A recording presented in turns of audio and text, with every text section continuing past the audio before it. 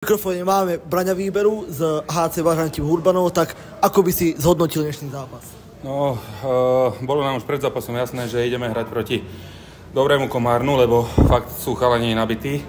A dneska, ako mali sme tam kopec chýb zo začiatku, potom nejakým spôsobom zázračným sme sa z toho dostali, lebo sme prehrávali v podstate po druhej tretine 3-1, pardon.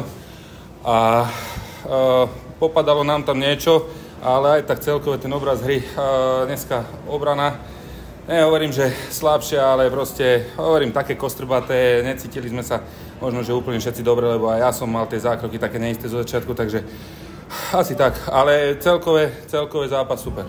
Čo by si povedal, že rozhodol tento zápas, že ste prehrali?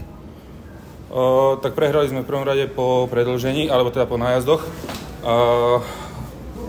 Hovorím, bolo to 3-1, vyrovnali sme a v predĺžení vyhrali. Čo budete musieť zlepšiť do ďalších zápasov? No hovorím, musíme popracovať trošku na tej obrane, aby sme tam hrali jednoduchšie a nie sa zbavovali pukov.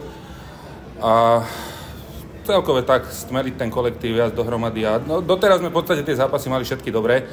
A dneska sme nastúpili s tým, že hráme proti fakt dobrému Komárnu a sme sa nejak troška z toho rozsypali.